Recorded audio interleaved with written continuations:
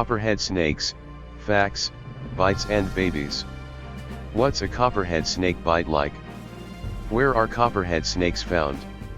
What are their habits? Copperhead snakes are some of the more commonly seen North American snakes. They're also the most likely to bite, although their venom is relatively mild, and their bites are rarely fatal for humans.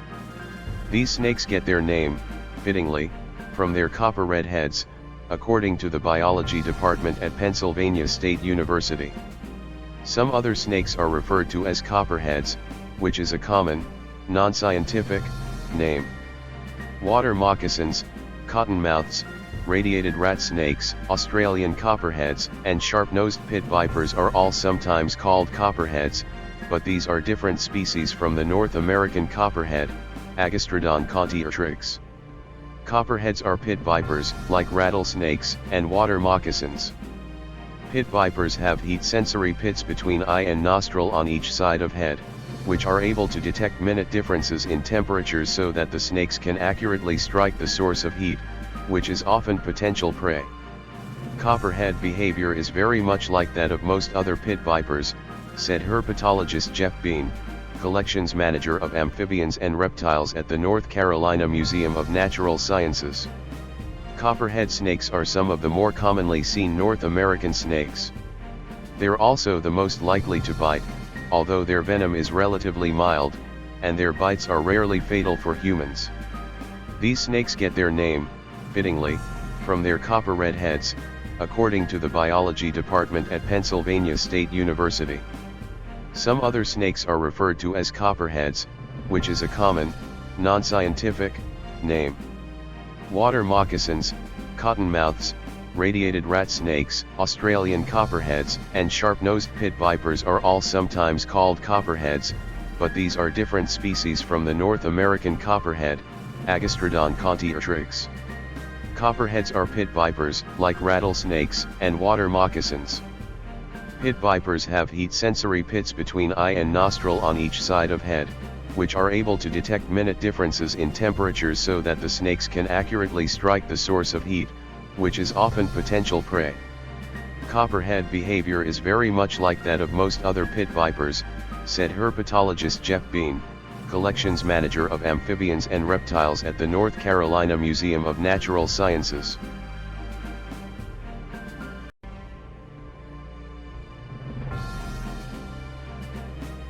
Characteristics of copperhead snakes. Copperheads are medium-sized snakes, averaging between 2 and 3 feet, 0.6 to 0.9 meters, in length. According to the Smithsonian National Zoological Park, female copperheads are longer than males, however, males possess proportionally longer tails. According to Bean, copperheads' bodies are distinctly patterned. Their dorsal pattern is a series of dark, chestnut brown, or reddish-brown crossbands, each shaped like an hourglass, dumbbell, or saddlebag, on a background of lighter brown, tan, salmon, or pinkish, Bean said.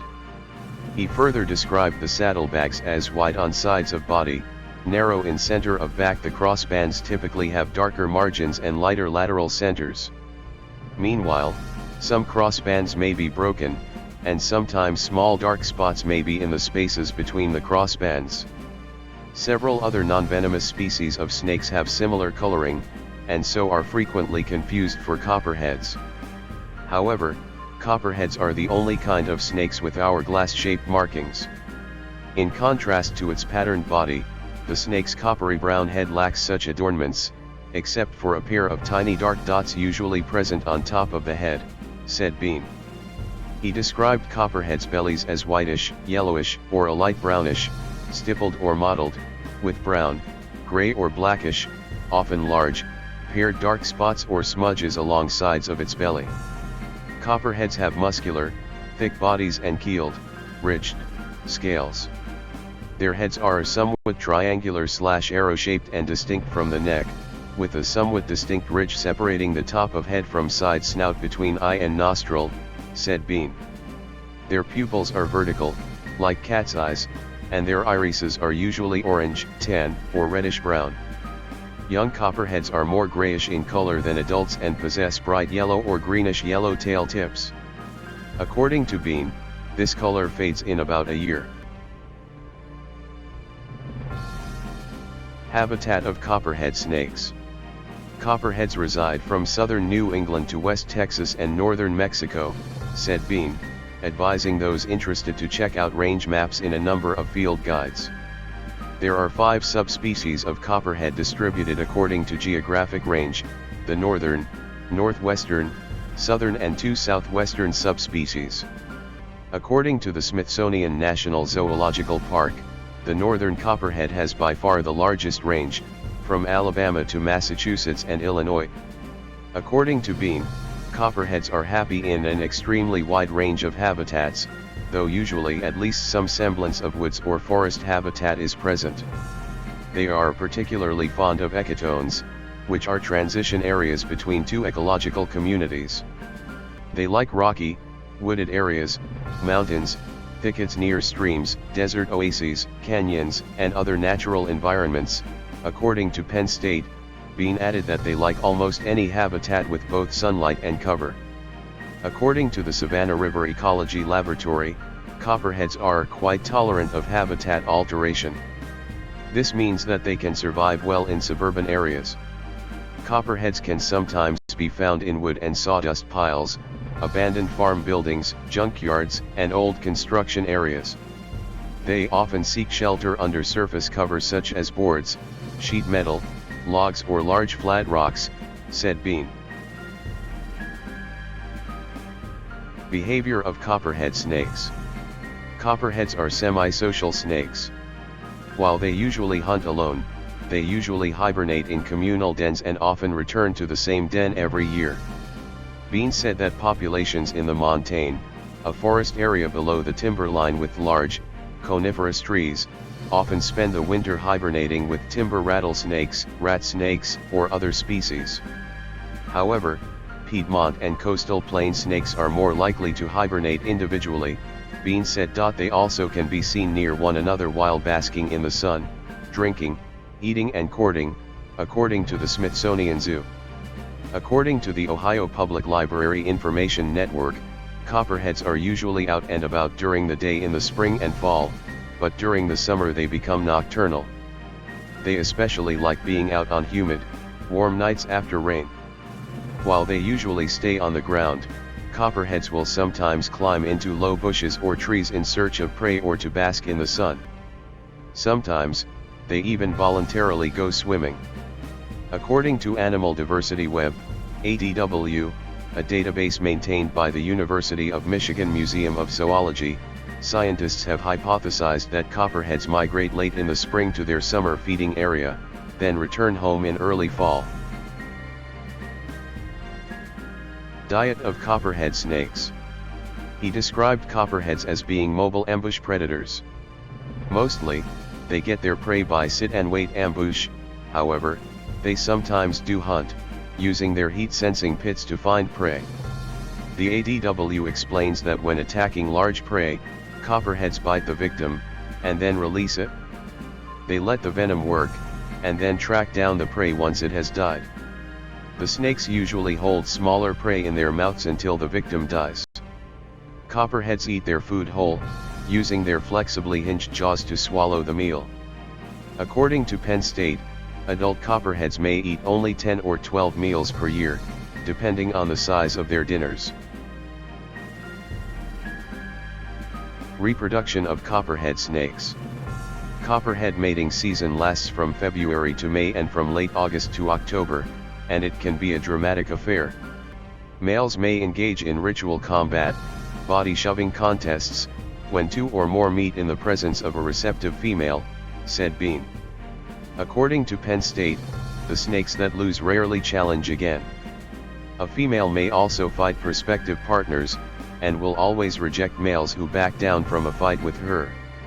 Copperheads are ovoviviparous, which means that eggs incubate inside the mother's body. Babies are born live. After mating in the spring, females will give birth to from 2 to 18 live young in late summer or fall, said Bean. According to the Maryland Zoo, after mating in the fall, the female will store sperm and defer fertilization for months, until she has finished hibernating. Baby copperheads are born with fangs and venom as potent as an adult's, according to the Smithsonian Zoo. Young copperheads are 8 to 10 inches, 20 to 25 centimeters, long and are born with both fangs and venom, according to Penn State.